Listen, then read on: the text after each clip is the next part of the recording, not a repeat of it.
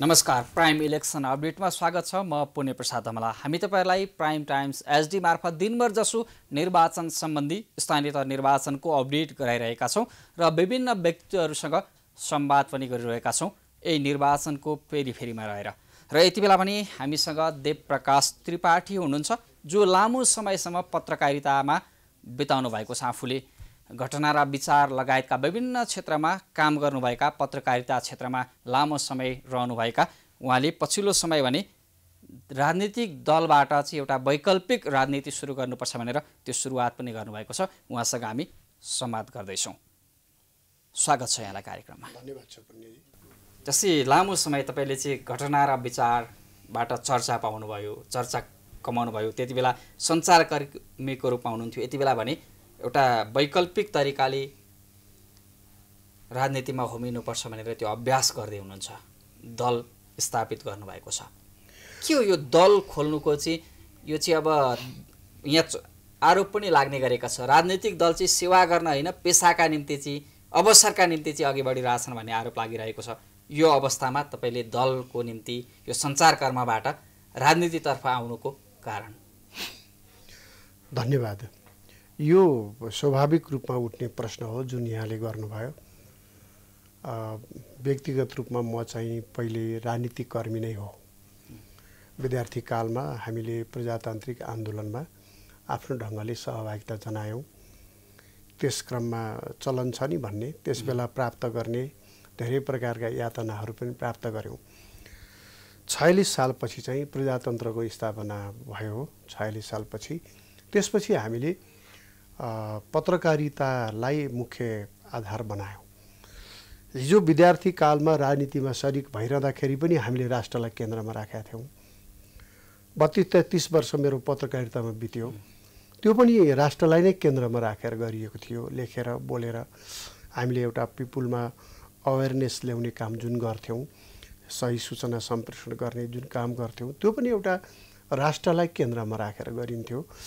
अहिले यो पछिल्लो समयको परिवर्तन, जसलाई सबभन्दा उन्नत परिवर्तन भनियो 63 सालपछि, त्यो परिवर्तनपछि चाहिँ कम्प्लिकेसनहरू थपियो राष्ट्रमा।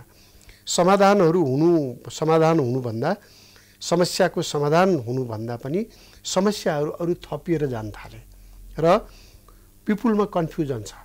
अहिले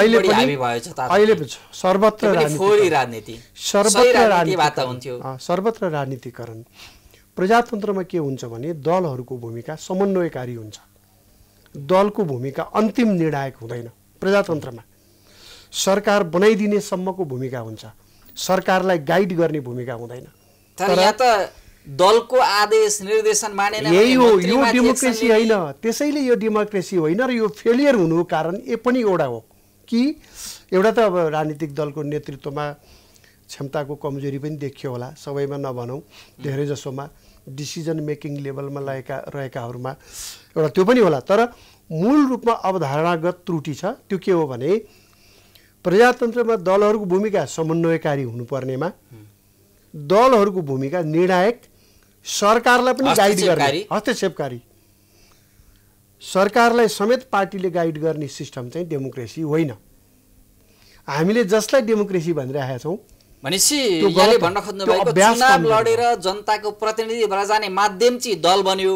त्यहाँबाट गइसकेपछि चाहिँ दलभन्दा पनि जनताको जुन मुद्दा, जुन ठाउँमा पुगेर सेवा गर्नुपर्ने देश र जनताका आवश्यकता चाहना हुन्, यो तर्फ अभिप्रेत हुनुपर्छ भन्ने। दलको एउटा विचार हुन्छ। दल भन्ने बित्तिकै विचार समूह हो। अहिले पो विचारहरू समाप्त भएर सत्ता मात्रै विचार भयो त होइन। दल भनेको विचार समूह हो। उसँग नीति हुन्छ, कार्यक्रम हुन्छ, आदर्श हुन्छ, दर्शन सिद्धान्त हुन्छ। उम्मेदवारहरू चयन गर्दा त्यो कुरा त दीक्षित गरिन्छ। पार्टीको नीति के हो, विचार के हो, उसलाई थाहा हुन्छ। तर जब एउटा उम्मेदवार विजयी बन्छ, उसले आफ्नो विवेक सम्मत ढङ्गले पार्टीको अवधारणालाई ब्याक अफ द माइन्ड राखेर उसले काम गर्ने हो, न कि पाइला पाइलामा पार्टीको डिसिजनलाई पछ्याउने। त्यो होइन। हामी कहाँ पार्टीको हस्तक्षेप ज्यादा भयो, त्यो पनि राज्य संयन्त्रमा पनि र समाजमा पनि। त्यसको कारणले यहाँ समस्याहरू पैदा भइरहेछ। त्यही कारणले तपाईहरुले वैकल्पिक राजनीतिकारी हामीले यही कारणले हामीले यो बाहेक अरू पनि कारण छ। एउटा त यही कारण हो, हामी पिपुललाई डेमोक्रेसीको बारेमा अलिकता स्पष्ट गर्न चाहन्छौँ। नम्बर 1 व्यवहारबाट, जस्तै लोकल इलेक्सन अहिले भइरहेछ, पार्टी त भर्खर दर्ता भयो, अहिले हामी फैलिने क्रम भर्खर जारी नै छ, भर्खर 4-5 महिना भयो दर्ता भएको। तर लोकल बडी चाहिँ, लोकल यो गभर्मेन्ट चाहिँ नै गैर दलीय हुनुपर्छ भन्ने पार्टीको निर्णय छ। त्यसैले पार्टीले उम्मेदवारी डाइरेक्ट दिएन। पार्टीको चिन्ह त त्रिशूल चिन्ह छ नि त, तर दिएन।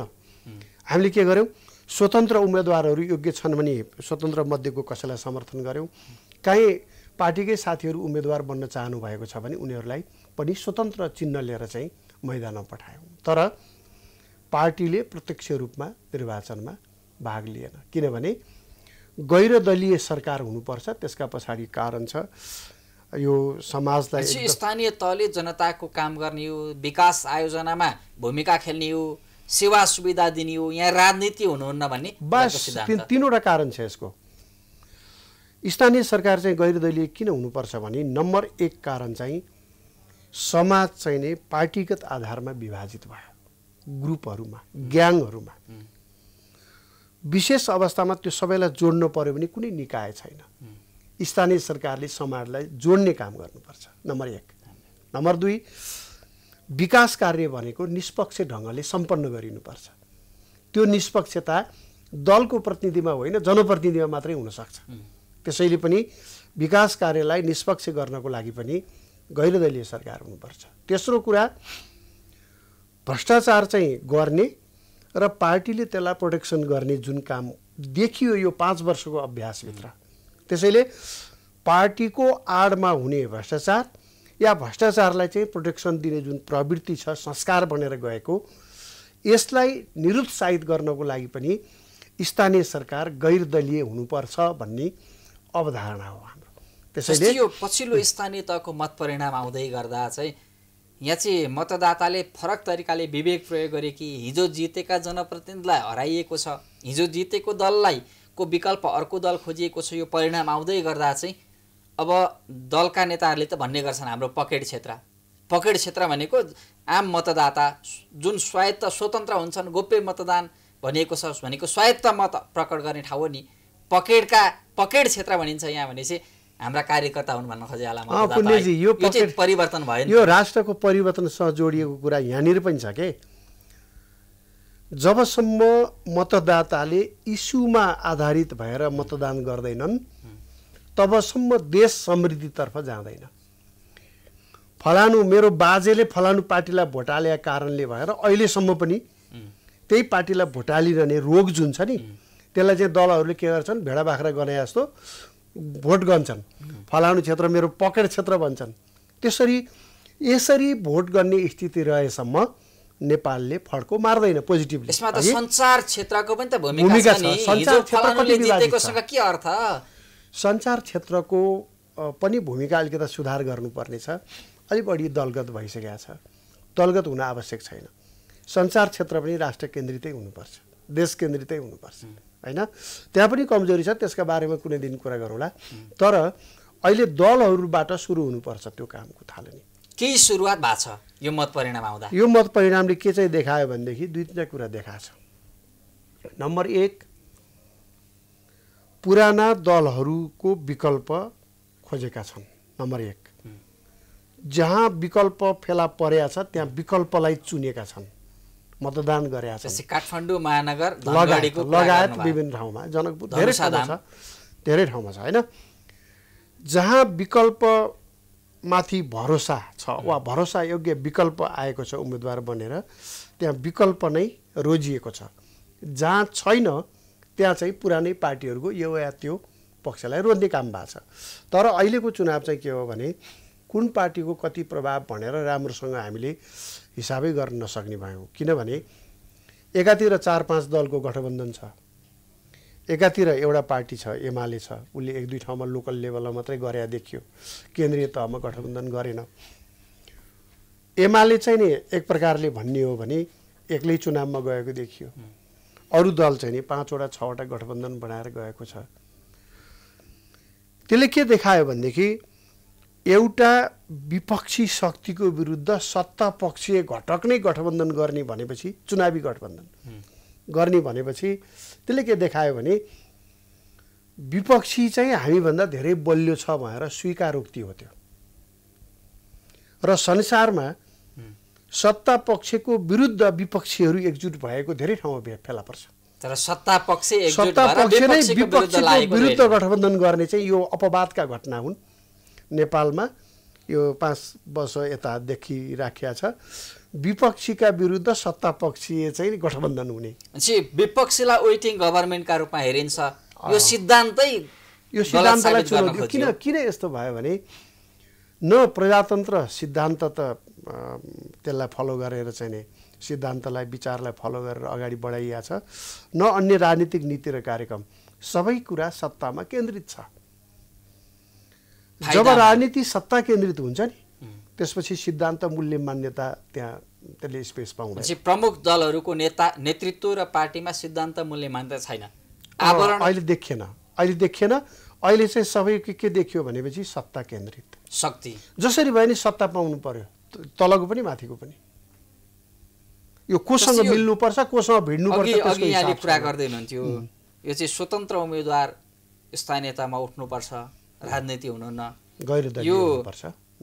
दल चाहिँ बहुदलीय व्यवस्था भन्ने, प्रतिस्पर्धात्मक व्यवस्था भन्ने, कतिपयले त आवाज उठाइरहेका छन् नि दलको विकल्प दलै रोज्न पाउनुपर्छ, सिद्धान्तको आधारमा, विचारको आधारमा, उसका मूल्य मान्यताका आधारमा पनि भनिन्छ। त्यो चाहिँ संसदीय निर्वाचन जस्तै संसद भनेको चाहिँ के हो भने कानुन बनाउने, नीति बनाउने। कानुन नीति नियम बनाउने ठाउँमा चाहिँ विचारको भूमिका निर्णायक हुन्छ। विचारका आधारमा दलहरू बन्छन्। त्यहाँ चाहिँ कुन विचारलाई संसदमा पठाउने भन्ने कुरा जनताले छान्ने हो। त्यहाँ त्यसैले विचारको आधारमा कानुन बनाउने, कुन विचार कुन नीति कस्तो दललाई कुन दललाई चाहिँ नि पठायो भने कस्तो कानुन बनाउँछ भन्ने पिपुलले थाहा पाउनु पर्यो र कस्तो कानुन देशलाई चाहिए हो त्यो आधारमा दललाई छान्न पाउनु पर्यो यो संसदीय निर्वाचनमा। तर लोकल गभर्नमेन्ट भने चाहिँ विकास केन्द्रित हो। यदि त्यस्तै भयो त लोकल गभर्नमेन्ट पनि पहिला सदस्यहरू छान्ने अनि सदस्यहरूले चाहिँ नि सरकार बनाउने भइहाल्थ्यो नि, होइन? त्यहाँ सिधै छानिन्छ नि त। आफूले पत्याएको विश्वास गरेको मान्छेलाई मतदान गर्न पाउनु पर्यो। पार्टीले बाध्यकारी बनाइदिनु हुँदैन लोकल गभर्नमेन्ट। अहिले मैले भने नि 3टा कारण त्यो बेग्लै हो। तर दलीय व्यवस्था भनेको चाहिँ राजनीतिमा मात्रै हो होइन, संसदमा भनेको यो संसदको चुनावमा मात्रै दलगत हुनुपर्छ, विचारका आधारमा हुनुपर्छ। अदालतमा पनि दल, अख्तियारमा पनि दल, कर्मचारीमा पनि दल। दलीय व्यवस्था भनेको चाहिँ यस्तो हो र दलको दलदल धेरै भयो अवश्य। यस्तो दलगत भावनाले नेपाललाई वा कुनै पनि देशलाई अगाडि बढ्न सहयोग पुर्याउँदैन। यहाँ त दलीय दलदल मात्रै होइन व्यवसायीकरण पनि भयो। राजनीति व्यावसायिक होइन, व्यापारीकरण भयो भन्ने कुरा पनि छ। व्यापारी जति ठेकेदार जति सबैलाई चाहिँ यो टिकट अब यो प्रसङ्गमा पनि आऊ स्थानीय तह निर्वाचन मतदान सकिएको छ, मतगणनाको आधाभन्दा बढीको नतिजा पनि आइसकेको छ। यो दाबी विरोध गरे अनुसारको परिणाम आयो या आएन यो समीक्षा हामीले भन्दा राजनीतिक कर्मीले गर्लान्, उनीहरूलाई नि बढी चिन्ता चासो छ। यो टिकट चाहिँ बिक्री हुन्छ, लेनदेन हुन्छ भन्छ, किनबेच हुन्छ भन्छन् नि। अनि राजनीति गर्ने आस्था विचारको आधारमा योगदान दिने, लामो समयसम्म म एउटा सदस्यता हुँदै विभिन्न तह र तबकामा पुगेर पार्टी मार्फत देशलाई योगदान दिन्छु भनेर राजनीति गर्ने लड्ने, अनि टिकट चाहिँ स्थानीय तहबाट अनुमोदन भएर आएका पात्रभन्दा अर्कैको हातमा पुग्छ, किनबेच हुन्छ भन्छन् नि। सत्य हो। चुनावलाई विकृत बनाइएको छ। जसरी भए पनि चुनाव जित्नुपर्छ भन्ने फिलोसफीले काम गरेको छ। जसरी भए पनि जित्नुपर्छ।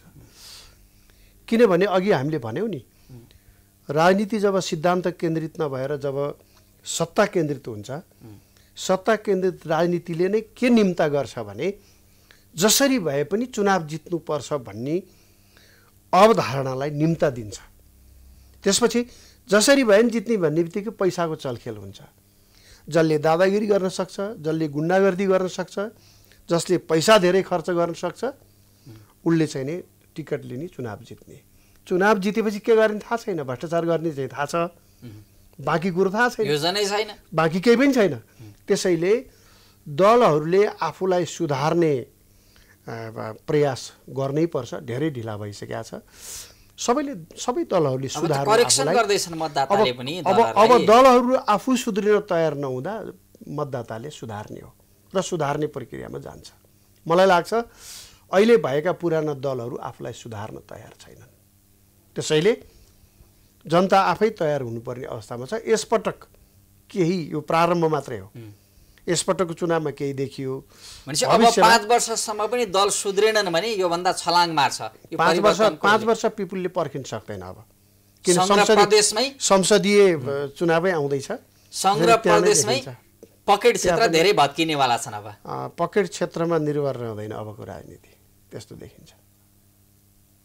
के गर्नु पर्यो त? जस्तै राजनीति नै हो देशलाई समृद्ध बनाउनु, देशको नेतृत्व गर्ने त अघि भनेकै संसदीय राजनीतिबाट सांसद चुनिने हो, त्यसले नेतृत्व गर्ने हो।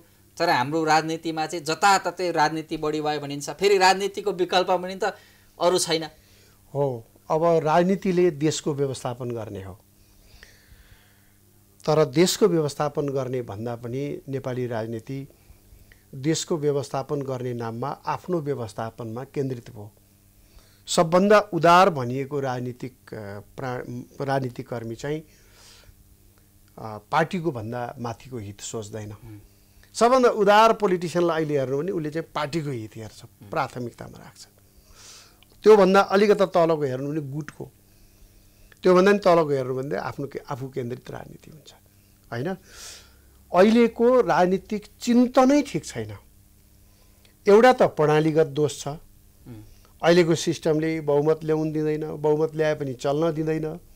अहिलेको सिस्टमले जसरी भए पनि चुनाव जित्ने सत्तालाई चाहिँ प्राथमिकतामा राख्ने काम गर्छ। अहिलेको सिस्टममै त्यस्तो बोलेको छ क्या, यो संविधानको आत्मामै। स्थानीय तहमा पनि कार्यपालिका, न्यायपालिका, व्यवस्थापिका, बहुमत।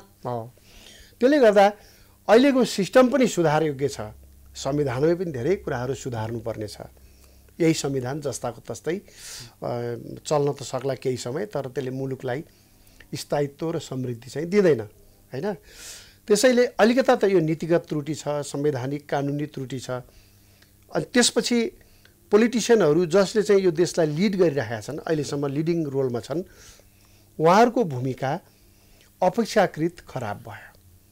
उहाँहरूको भूमिका राष्ट्र केन्द्रित छैन, देश केन्द्रित। त मैले बारम्बार भन्ने गरेको छु, जस्तै तपाईँले हेर्नुहोस् देश केन्द्रित छैन भनेर के आधारमा भन्नुहुन्छ भनेर तपाईँले नि सोध्न सक्नुहुन्छ। तर मैले नै पहिला भन्छु, यो के हो भनेदेखि 2062 सालमा 12 बुँदे सम्झौता भयो दलहरूको बिचमा। त्यसपछि वृहत शान्ति सम्झौता भयो, कति 200-300 बुँदाको। त्यसदेखि यता पनि बहुपक्षीय, सर्वपक्षीय, द्विपक्षीय, त्रिपक्षीय आदिसँग विभिन्न बुँदे 15 बुँदे, 16 बुँदे, 20 बुँदे, 4 बुँदे, 3 बुँदे गरेर अहिलेसम्म चाहिँ टोटल बुँदाहरू गन्दा 800 को हाराहारीमा छ सम्झौताको बुँदा। तपाईँले त्यो बुँदा केलाएर हेर्नुहोस्, मुलुकबाट कसरी भ्रष्टाचार नियन्त्रण गर्ने भन्ने विषयमा सम्झौता भएको छैन। शिक्षा महँगो भयो, क्वालिटीहीन भयो, कसरी शिक्षा सर्वसुलभ र क्वालिटी शिक्षा दिने भन्ने कुरा एउटा पनि सम्झौता छैन। स्वास्थ्य कसरी पिपुललाई स्वास्थ्य उपचार कसरी राम्रो गर्ने र पैसा नहुने मानिसले पनि आफ्नो जीवन चाहिँ उपचार चाहिँ पाउनुपर्छ, त्यसलाई ग्यारेन्टी कसरी गर्ने भनेर आजसम्म दलहरूको बिच छलफल पनि भएको छैन। दलहरूको त्यो सम्झौतामा पनि काहीँ उल्लेख छैन। अनि प्रशासन चाहिँ जनमुखी छैन, जनताले धेरै दुःख पायो। अब कसरी जनमुखी प्रशासन बनाउने न सम्झौतामा छ, न कहिले दलगत छलफलमा आउँछ। हेर्नुहोस्, पिपुलसँग सम्बन्धित एउटा पनि विषयमा दलले न सम्झौता गरेका छ। सबै दल चाहे राष्ट्रिय चाहे क्षेत्रीय आफ्नो फाइदा स्वार्थको लागि सम्झौता गरेका छन्। त्यसैले यसले के देखाउँछ भने हामीले 30 वर्षकै हेरौँ न, किन 62 सालपछि मात्र, यसले के देखाउँछ भनेदेखि नेपालका राजनीतिक कर्मी, राजनीतिजीवी भने पनि हुन्छ, अहिले त राजनीति गरेर जीविका चलाउने राजनीतिजीवीहरूमा देश केन्द्रित भावना छैन। जनताको समस्या समाधान गर्ने कुरामा हुन्छ, तर व्यवहारमा प्र्याक्टिसमा छैन भन्ने कुरा देखिसक्यो। मान्छे घोषणापत्र, समृद्धिका गफ, सेवा र सुविधा, शिक्षा स्वास्थ्यका प्रतिबद्धता फगत हुन्। त्यो प्रतिबद्धता कहाँ पढेर सारे हुन् त्यो उनीहरूले पनि बिर्सिसकेका हुन्छ।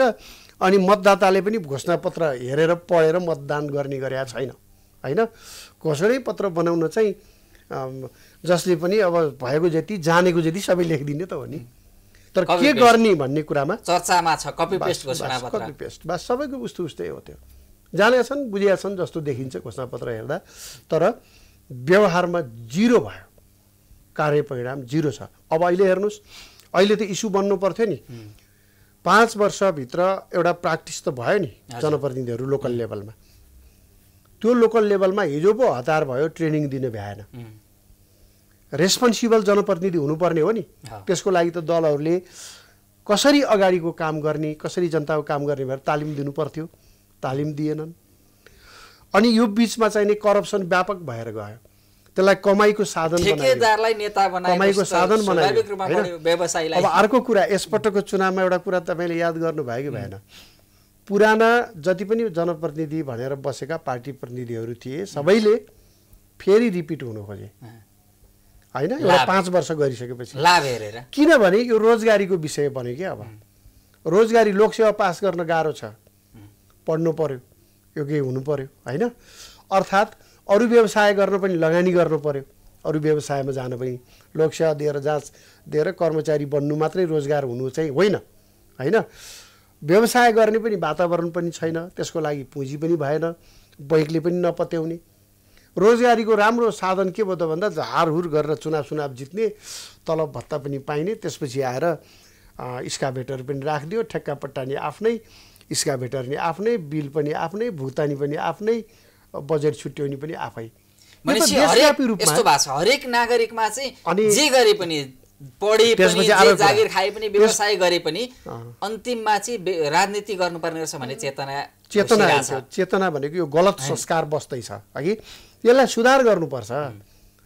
यदि तपाईँ कल्पना गर्नुहोस् पुण्यजी, राजनीति चाहिँ सेवा बन्यो, 5 वर्ष मैले पुरा मेरो परिवार छोडेर, घरबार, व्यवसाय छोडेर म सेवामा जुटेँ जनताको, अब म रिपिट हुनु खोज्छु। अब मैले 5 वर्ष गरेँ, अब तपाईँको पालो भन्थ्यो होला नि त, आफै ब्याक हुन्थे भने यो चाहिँ आम्दानीको एउटा बाटो, बलियो बाटो भएको हुनाले मानिसहरूमा यो टिकट लिने, जसरी पनि जित्ने, सांसदबाट राजीनामा दिएर यहाँ जानुको कारण पनि यही हो। यस्तै देखियो। अब अर्को पाटो पनि हेर्नुहोस्, देशव्यापी रूपमा प्रकृतिमाथि यस्तो दुहन भयो, सर्वत्र पहाडहरू भत्केका छन्, सर्वत्र देशभरि सडक र के बनाउने नाममा पहाड यसरी भत्काइएका छन्, कुरूप बनाइएको छ। बाढी पहिरो बढ्ने कारण त्यही हो। खोला नाला हेर्नुहोस्, प्राकृतिक स्वरूपमा बहन कहीँ पनि पाएको छैन, खोलाहरूलाई ध्वस्त बनाइएको छ, हेर्नै नसकिने बनाइएको छ। अवस्था कस्तो रह्यो भने मानौ अहिले यी राजनीतिजीवीहरू मात्रै पृथ्वीमा पहिलोपटक आएका हुन् र अब उनीहरू पछि पनि यहाँ कोही पनि आउँदैनन्, यो पृथ्वी कसैले भोग्नै पर्दैन। जे जति प्राकृतिक स्रोत र साधन छ त्यो सबै आफूले भोग्ने मात्रै हो भन्ने प्रकारले प्रकृतिमाथि दोहन भएको छ। राजनीतिक दल बोल्दैन त भनेपछि राजनीतिक दलका नेता कार्यकर्तालाई पैसा बुझाउनु पर्यो, घर जग्गाको अचाकले सहर केन्द्रित स्थानमा चाहिँ प्लटिङ बढिरहेछ, घर जग्गाको भाउ बढिरहेछ, मालपुत नापीदेखि नेतालाई ओडादेखि नगरपालिकासम्म लेनदेन हुन्छ, दिनै पर्छ भनिरहेको अवस्था छ। यो चाहिँ फोहोरी राजनीतिले सबै क्षेत्र बिगार्यो। राजनीतिक नेतृत्व इमान्दार भइदिएको भए, भिजनरी भइदिएको भए, दूरदर्शी भइदिएको भए र एउटा कमसेकम विकासको अवधारणा भइदिएको भए, विकास भने बिल्डिङ बन्नु, सडक बन्नु मात्रै होइन, ढल बन्नु, बिजुली बन्नु मात्रै होइन। विकास भनेको हरेक नागरिक घरभित्र र घरबाट बाहिर निस्किँदा खुसी रहनु विकास हो। बाटोमा जाँदा सुरक्षित सडकमा हिँड्न पाउनु खुसीको कुरा हो र सुरक्षित तवरमा चाहिँ समयमै गन्तव्यमा पुग्नु पिपुलको लागि खुसीको कुरा हो। प्रशासनमा जाने बित्तिकै चाहिँ नि तपाईँको काम हो छिटो छिटो, त्यो खुसीको विषय हो होइन। अनि तपाईँ जे अस्पतालमा जाँदाखेरिमा तपाईँलाई पहिले नै गएर धरौटी नभागोस्, सिधा गएर चाहिँ पहिला उपचार सुरु होस्, त्यो पिपुलको खुसीको कुरा हो। केटाकेटीलाई पढ्न इच्छा लागेको विषय पढाउन पाइयोस्, कुनै कारणवश अवरोध पैदा नहोस्, त्यहाँ आर्थिक कारणले अरू कारणले, त्यो खुसीको कुरा हो। मैले कृषि उपज गर्छु भनेदेखि मैले उत्पादन गरेको चाहिँ नि कृषि उपज बजारमा जाओस् राम्रोसँग, त्यो मेरो खुसीको कुरा, किसानको खुसीको कुरा। भने मतलब विकास भनेको मूल रूपमा मानिसको खुसी हो, सन्तुष्टि पनि हो। स्वच्छ हावामा सास फेर्न पाउँदा मानिस खुसी हुन्छ हैन, सुरक्षित बाटोमा हिँड्न पाउँदा खुसी हुन्छ, आफ्ना काम रोजगारी मिल्दा खुसी हुन्छ। त्यसैले खुसीसँग धेरै कुरा जोडिएको छ र एउटा यो विकृत राजनीतिले सबै खुसी खोस्यो। अवश्य अहिले हरेक मानिसहरू तपाईँ सडकमा हेर्नुहोस् तनाव देखिन्छ, हरेक मानिसको फेसमा तनाव देखिन्छ। कोही मानिस प्रसन्न मुद्रामा सडकमा भेट्नुहुन्न। तपाईँ जानु समृद्ध मुलुकहरू धेरै ठाउँहरूमा मानिसहरू यति प्रसन्न भएर सडकमा हिँड्दा हुन्छन् कि तनाव बोक्ने मान्छे पनि तनाव बिर्सेर प्रसन्न हुन बाध्य हुन्छ। त्यहाँ त राजनीति कर्मीको अघि पछि पनि हुन्नन् कोही पनि, उनीहरूको विवेक, उनीहरूको एजेन्डा, योजना, उनीहरूले गरेको सेवा, उनीहरूले त कुन स्थानमा कहाँ गएर समाज सेवा गरेको छ, राज्यप्रति समुदायप्रति कति योगदान दिएको छ, त्यसको आधारमा टिकट दिइन्छ। यहाँ त लगानी गर्नुपर्छ हो। त्यसैले विकारहरू धेरै छ, विकारको बारेमा धेरै यसको समाधान के त? तपाईँ एउटा दलीय विकल्प नै दिनुपर्छ, दल मार्फतै भन्ने तरिकाले सङ्गठित दल मार्फत चाहिँ विकल्प दिनुपर्छ भनिरहनु भएको छ। हो, हामीले एकीकृत शक्ति नेपाल भन्यौँ, त्यहाँ पार्टी भन्ने शब्द जोडेका छैन नाममा। हामीले विचारको कुरा गर्दा पृथ्वीनारायण शाहले जुन मार्गदर्शन गरेका छन् नि, न्यायका विषयमा, विकासका विषयमा, व्यापारका विषयमा, राष्ट्रका विषयमा, धर्म संस्कृतिका विषयमा, हरेक विषयमा उहाँले सङ्केत गर्नुभएको छ। हामीले कुनै मार्क्स लेनिन गान्धीलाई फलो गर्न जरुरी छैन, पढै हुन्छ उहाँहरूको बारेमा जान्नको लागि। तर हाम्रै देशमा विचारको पैदा भएको छ, दर्शन छ, देश बनाउने विचार दर्शन नेपालभित्रै छ र नेपालीत्वको विकास नै आजको मितिमा सबभन्दा अपरिहार्यता हो। अहिले बाह्य शक्ति हावी भएको छ। तपाईँ दृश्यमा जे देख्नुहुन्छ, जसलाई देख्नुहुन्छ, ती पात्रहरू असली पात्र होइनन्। अदृश्य शक्तिले खास गरिकन यो पछिल्लो समयमा, पछिल्ला दशकहरूमा अदृश्य शक्ति बढी हावी छ। मैले तपाईँलाई प्रमाणै दिएर भन्नु पर्यो भनेदेखि तपाईँहरू कुनै घटनाक्रमबाट हेर्नुहोस्, सबै दलहरूले विरोध गरेको कुरा पनि कार्यान्वयन भइरहेको हुन्छ। सबै दलहरूले विरोध गर्छ कुनै कुराको, कसैको नियुक्ति होस्, कसैको के कुराको, तर त्यो कार्यान्वयनमा आउँछ। कसरी आउँछ? सबैले विरोध गरेको कुरा पनि, सबै दलहरूको असहमति भएको कुरा पनि कार्यान्वयन भएर आउँछ। कसरी भन्दा त्यो अदृश्य शक्तिले गर्छ। पूर्व प्रधानमन्त्री डाक्टर बाबुराम भट्टराईले चाबी अर्कैसँग रहेछ, हामी चाहिँ परिचालित रहेछौँ भनेको सत्य हो, बोल्नु भएको थियो नि त उहाँले। त्यही त, उहाँले त्यो कुरा कसरी बोल्नुभयो? उहाँकै भूमिका पनि नेपाल केन्द्रित देखिँदैन। उहाँको भूमिका पनि आत्मा चाहिँ बोल्या हो नि, त्यो त व्यक्तिले के गरे, कुन सन्दर्भमा कसरी। कहिलेकाहीँ मानिसले सत्य पनि बोल्छ, जतिसुकै असल हुन बाँकी मानिसले पनि सत्य बोल्न सक्छ। वास्तवमा उहाँले त भोगेर भन्नु पनि भयो होला, तर हामीले देखेर पढेर बुझेर भनेको कुरा के हो भने नेपाल नेपालीले चलाएको छैन, नेपालीले चलाउनु पर्यो। र कसरी चलाएको छैन भन्नु भने म तपाईँलाई यो टेलिभिजनबाट समेत भन्न असमर्थ छु। यति धेरै तथ्यहरू हामीले कलेक्सन गरेका छौँ, यति धेरै तथ्यहरू जो आम नेपालीले अहिले थाहै पाउनु पाएको छैन।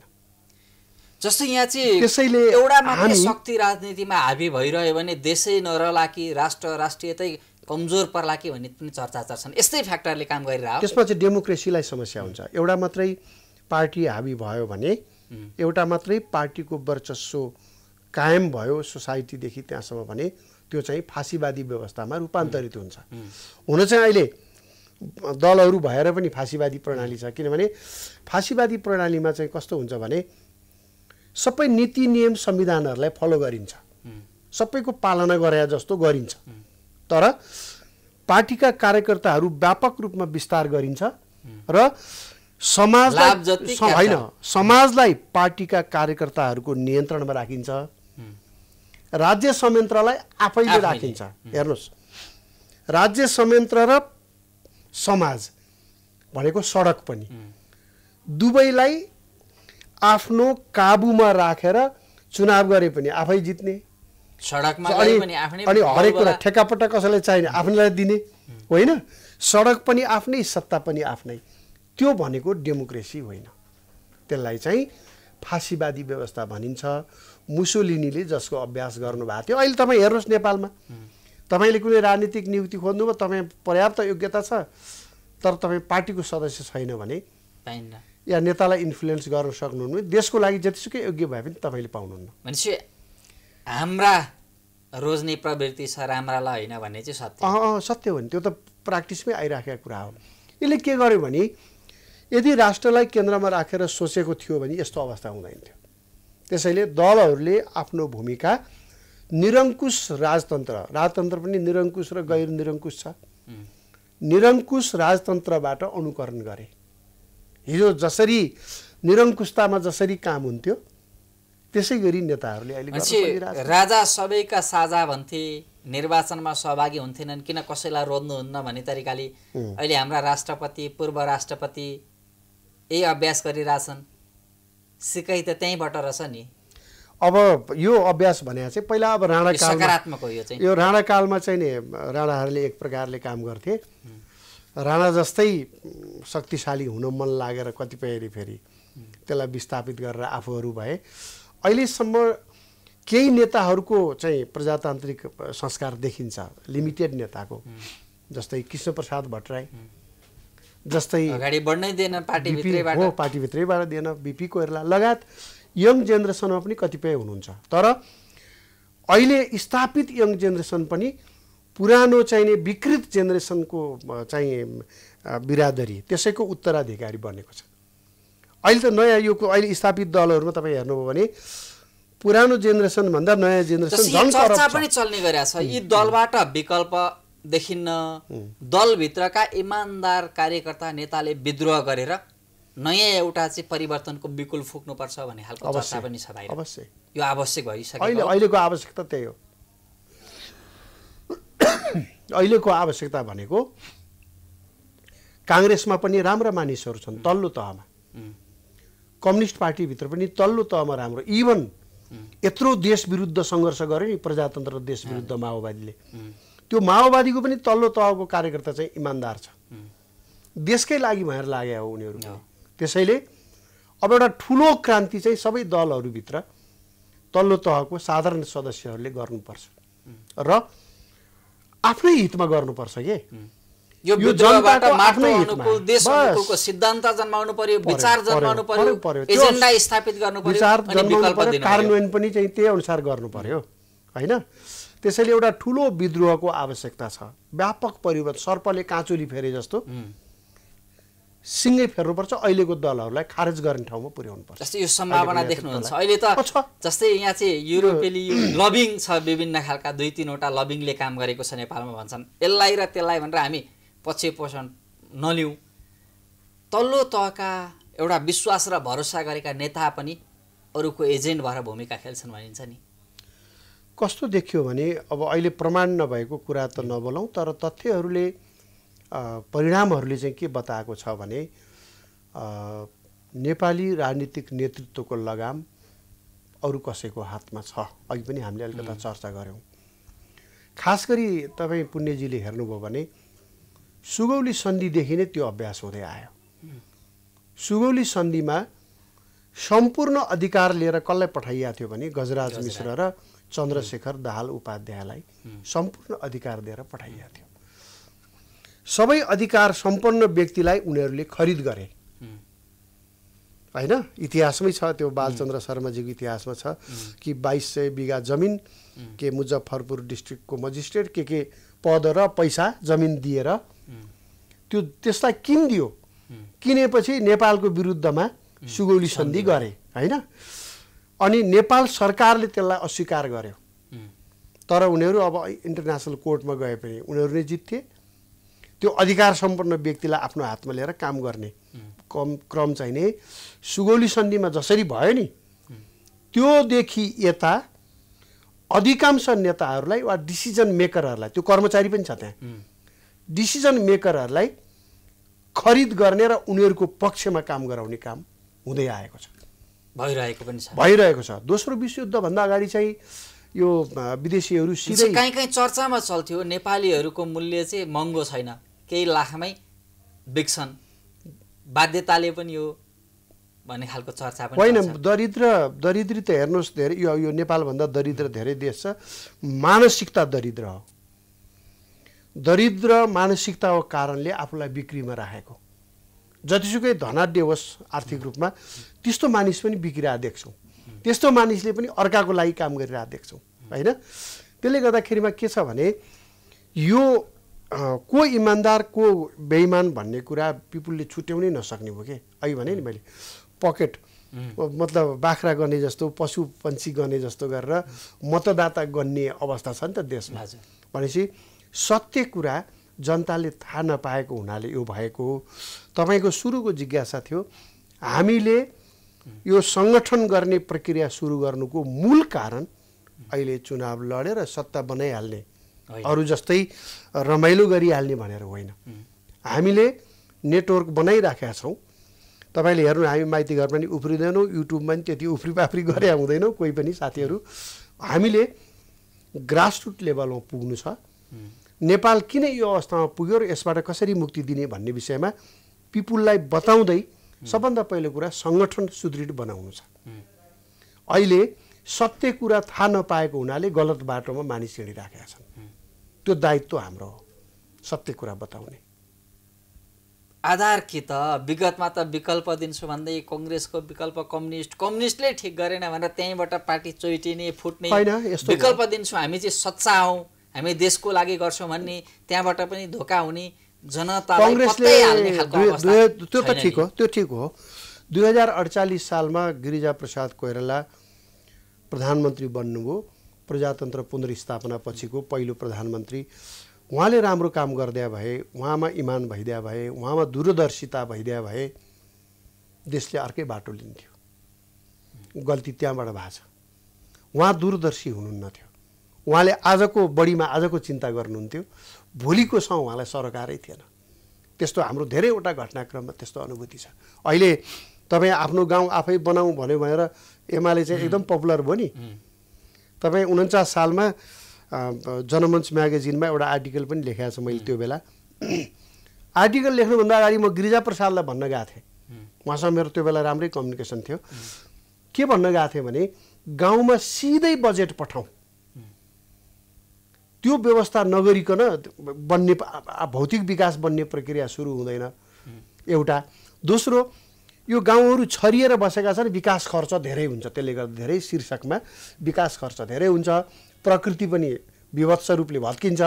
यसले गर्दा एकीकृत बस्तीको अवधारणामा जाउँ। हरेक गाउँपालिकामा, त्यो बेला त गाउँ विकास समिति, हरेक गाउँ विकास समितिमा एक ठाउँ या दुई ठाउँ मात्रै बस्ती राख्ने, कृषि एरिया, बजार एरिया, बस्ती एरिया गर्ने, यो अवधारणा उहाँले राखेको। उहाँले मलाई दिया जवाफ के थियो भने यो त लामो लामो कुरा भयो, अहिले तत्कालै गर्ने चाहिँ भन्नुहोस् न भन्नुभयो। भरे 2 वर्षपछि एमाले आफ्नो गाउँ आफै भन्ने एउटा टाइटल राखेर गाउँमा बजेट पठाइदियो। जुन कुरा गिरिजा प्रसादले पहिल्यै कार्यान्वयन गर्न सक्नुहुन्थ्यो नि, कसैले भन्दाखेरि पनि उहाँको कानमा छिर्दैन थियो।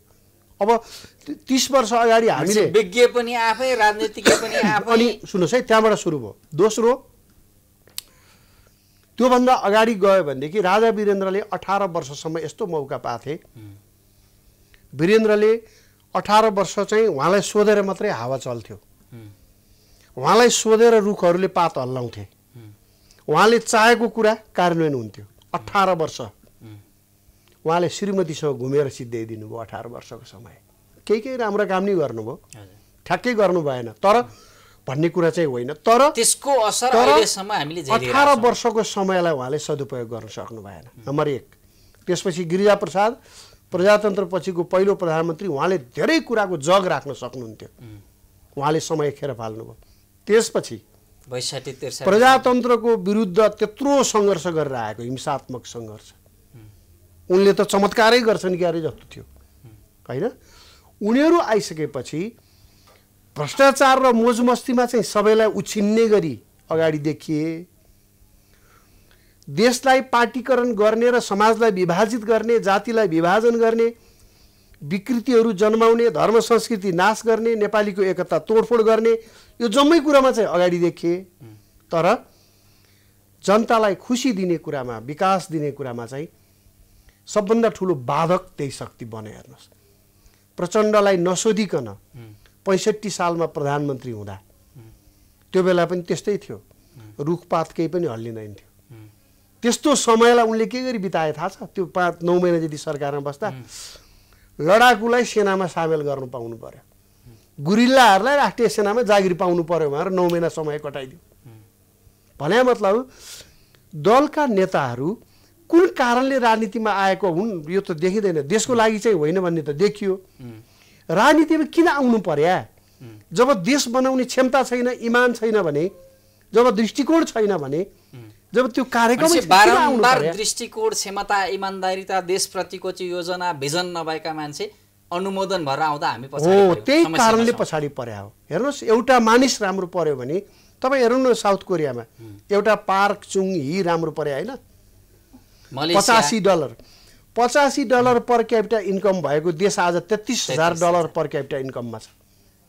हाम्रो त्यस बेला $45 थियो होइन? भनेपछि एउटा मानिसले, योग्य मानिसले, इमान्दार मानिसले, दूरदर्शी मानिसले लिडरसिप पायो भने देश बन्द हुन्छ। तपाईहरुको जागरणले अब हामी त त्यो प्रयास, कसैले त प्रयास गर्नु पर्यो नि। म नै सबभन्दा योग्य, क्षमतावान, इमान्दार भन्दिनँ। म के चाहन्छु भनेदेखि म तुलनात्मक रूपमा इमान्दारीका साथ देशको पक्षमा काम गर्न हामी चाहन्छौँ, म त्यो भन्छु। र अहिले म एउटा पार्टीको अध्यक्ष छु, भर्खरै गठित पार्टीको।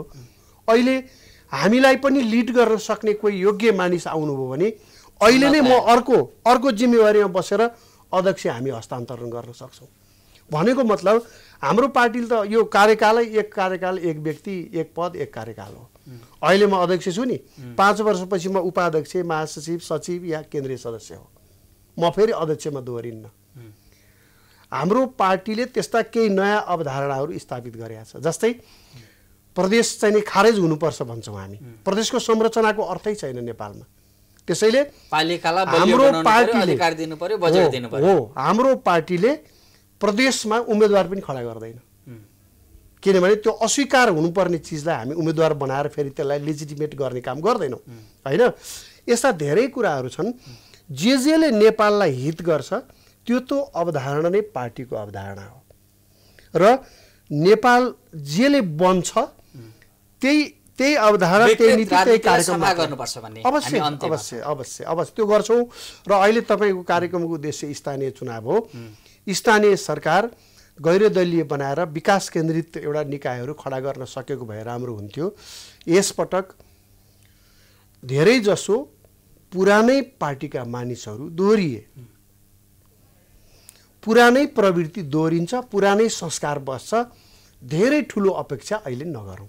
यो समय र संवादको लागि धन्यवाद यहाँलाई। धन्यवाद पुण्यजी।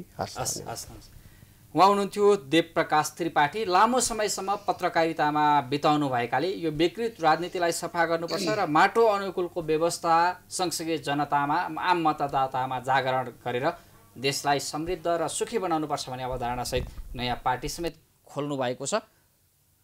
हामी निरन्तर इलेक्सन अपडेटमा छौँ। अहिलेलाई भने विश्राम लिन्छौँ। प्राइम टाइम्स एचडी हेर्दै रहनुहोला। नमस्कार।